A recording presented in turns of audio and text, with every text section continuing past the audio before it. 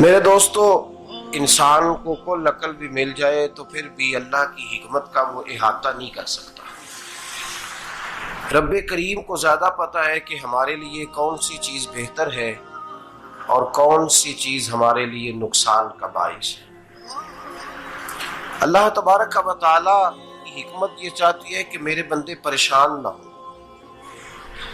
رب یہ چاہتا ہے کہ میرے بندے کسی جگہ پہ بھی دقت اور پریشانی کا شکار نہ ہو، تو اللہ تبارک و تعالی نے راہ اعتدال اختیار کرنے کا حکم ارشاد فرمایا کہ تم اعتدال کے رستوں پہ چلو، معتدل زندگی گزارو، افراط و تفریط سے بچو۔ آج جس معاشرے میں ہم وقت گزار رہے ہیں، اس معاشرے میں ہم اس بات کو سمجھنے سے قاصر ہیں کہ اصل ہمارا مسئلہ کیا ہے۔ ہمارا اصل جو مسئلہ ہے اس کی شناخت ہمیں کیسے ہوگی اور ہم پھر اس تک رسائی کس انداز میں حاصل کر پائیں۔ ہم ہمیشہ اپنی آمدن بڑھانے کے چکر میں رہتے ہیں، ایک کام اور شروع کر لیں، پارٹ ٹائم جاب شروع کر لیں، کوئی سائیڈ بزنس اس کا آغاز کر لیں۔ ہماری جو دوڑ لگی ہوئی ہے وہ لگی ہے کام بڑھانے میں، آمدن بڑھانے میں، حالانکہ اسلام ہمیں یہ کہتا ہے کہ تو آمدن بڑھانے کے چکر میں نہ پڑ، اصل بات یہ ہے کہ تو اپنے خرچے کنٹرول کر۔ تنگ انسان وہ نہیں ہوتا جس کی آمدن تھوڑی ہوتی ہے، یہ توجہ کیجیے گا میری بات، یہ قیمتی بات ہے اور گفتگو ساری کا لب لباب ہے۔ تنگ بندہ وہ نہیں ہوتا جس کی آمدن تھوڑی ہوتی ہے، اصل پریشان وہ ہوتا ہے جس کے خرچے زیادہ ہوتے ہیں۔ اور ہمارا جو روزمرہ کا نقصان ہو رہا ہے نا، وہ آمدن کے معاملات میں نہیں ہو رہا۔ بنیادی نقص جو واقعہ ہو رہا ہے وہ یہ ہے کہ ہمارے اخراجات زیادہ ہیں، اور وہ اخراجات کسی اور نے نہیں بڑھائے، وہ خرچے ہم نے خود بڑھا لیے ہیں اور اب ہمیں اس کا نقصان بھگتنا پڑ رہا ہے۔ اور اگر آپ صحیح معنوں میں ٹٹولیں تو جو بہت امیر لوگ ہیں وہ تو ان خرچوں سے بچ گئے۔ میں نے بہت سارے ایسے ختمات میں شرکت کی ہے، میں بہت ساری ایسی جگہوں پہ گیا ہوں کہ جہاں لوگوں نے بڑا مختصر سا ختم دلایا ہے تو ہو گیا ہے ختم۔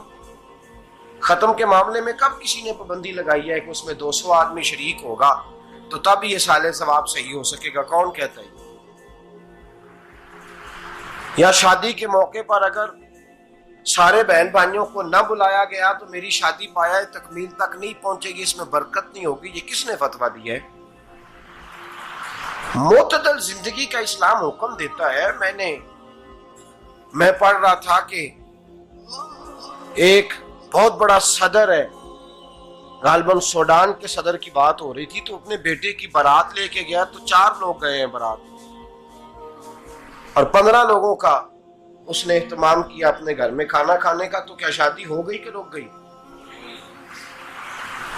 تو بھائی راگ الاپنا اس بات کا کہ بڑی پریشانی ہے، کوئی سائیڈ بزنس شروع کیا جائے فلان جگہ فلان جگہ فلان جگہ، تو اصل معاملہ یہ ہے کہ پہلے ایک بندہ کماتا ہے تو پھر بھی گھر ہی چلتا ہے، پھر بڑا بیٹا ساتھ شامل ہوتا ہے تو پھر بھی گھر ہی چلتا ہے، پھر منجلا بیٹا شامل ہوتا ہے تو پھر بھی گھر ہی چلتا ہے۔ جو رونا دادا جی رویا کرتے تھے کہ بڑی مصیبت ہے، بڑی مشکل ہے، گاؤں میں رہ اکیلے ہوتے تھے اور وہ 5 بچوں کو اور 4 بچیوں کو وہ پالتے تھے، تو جو وہاں پریشانی تھی وہی آج پریشانی شہر میں آ کر پڑھ لکھ کر موٹی تنخواہ لے کر وہی پریشانی ہمیں ہے۔ تو میں جس نتیجے پہ پہنچا ہوں اس کو پڑھ کے، قرآن مجید کی چند آیات کو دیکھ کر اور اس مفہوم کی جو حدیثیں کتب احادیث میں پائی جاتی ہیں اور ہمارے بزرگوں نے ہمیں جو مزاج اس حوالے سے دیا ہے، میں اس نتیجے پہ پہنچا ہوں کہ مسئلہ آمدن کا نہیں، مسئلہ خرچے کا ہے۔ ہمارے خرچے بنیادی طور پر زیادہ، اور اگر پھر ہم زیادہ بوجھ خواتین پہ ڈالتے ہیں کہ وہ مطالبے زیادہ کرتی ہیں، اور اگر آپ مجھ سے پوچھیں تو خواتین کی بھی اگر کسی جگہ کوئی عادت خراب ہوتی ہے تو اس میں اصل کردار اس کا ہوتا ہے جو وہ عادت خراب تو کیوں اپنے گلے سے اتار کے آپ کسی کے گلے میں بات ڈالنے کے چکر میں ہیں؟ وہ خواتین کی طبیعت نہیں ایسی ہے. اصل بات یہ ہے کہ ہم نے عادت ڈالی ہے، ہم نے یہ مزاج ان کو دیا ہے تو ان کا بنا ہے، نہ کیسے بن سکتا. تو اعتدال جب تک زندگی میں نہیں ہوتا، پانی پیاس بجھاتا ہے لیکن ایک گلاس ہی ہو تو پیاس بجھاتا ہے، بالٹی کو منہ کو لگائے گا تو کپڑے بھگو دے گا اس کے. حالانکہ پانی بری چیز کا نام نعمت ہے نا بہت بڑی اللہ کی، لیکن پیالے میں ہی اچھا لگتا ہے. کوئی مٹکا منہ کو لگائے گا تو تانگ ہوگا، پیالہ ہی بہتر ہے اس کے لیے. تو میرے دوست، مٹکے سے بھی بعض اوقات کام چل جاتا ہے، لیکن اگر کوئی کہے نہیں مجھے دریا ہی چاہیے تو اس کا تو گھر بہ جائے گا، سارا گھر بہ جائے گا اس کا. ہمیں دریا قابو کرنے کا موڈ بنایا ہوا ہے تو اس سے گھر بہا کرتے ہیں، اس سے گھر بنا نہیں کرتے. گھر پیالے سے پانی پینے سے بنتا ہے. اگر تو دریا پہ قبضہ کرنے کا موڈ بنائے گا تو گھر بنے گا نہیں، گھر بہ جائے گا. آگ نہ ہو تو کھانا پک نہیں سکتا، لیکن ہلکی آنچ سے کھانا پکتا ہے. اور اگر آنچ تیز کر دی جائے تو جی قرینے قیاس بات کر رہا ہوں، میں عقل سے ماورا نہیں کر رہا. قرینے قیاس سمجھانے کے لیے مثالیں دے رہا ہوں. ہلکی آنچ پہ کھانا پک جاتا ہے اور آگ تیز ہو تو کھانا جل جاتا ہے. تو کھانا اتنی دیر کھانے کے قابل رہتا ہے جب تک وہ ہلکی آنچ پہ پکتا ہے. تو جتنی مرضی تو کہتا ہے نہیں میرا گزارے نہیں، آگ تیز ہونی چاہیے، تو میاں جل جائے گا، جل جائے گا. ہوا نہ ملے تو سانس نہیں آتی، ٹھیک ہے؟ آکسیجن نہ ہو تو سانس ہے، ہوا نہ چلے تو گزارا نہیں ہوتا. لیکن اگر تیز جلے نا،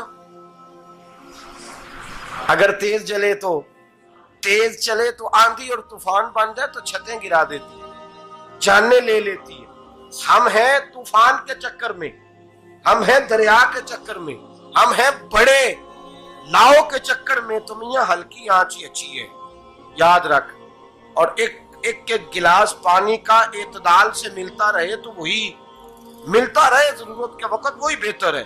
تو پورے دریا پہ قبضہ کرنے کا پروگرام نہ بنا، تانگ ہو جائے گا. اور میرے عزیز یاد رکھ، ہوا سانس لینے کے مطابق ملے تو وہی اچھی ہے، جو سانس بند کرنے پہ آ جائے وہ ہوا اچھی.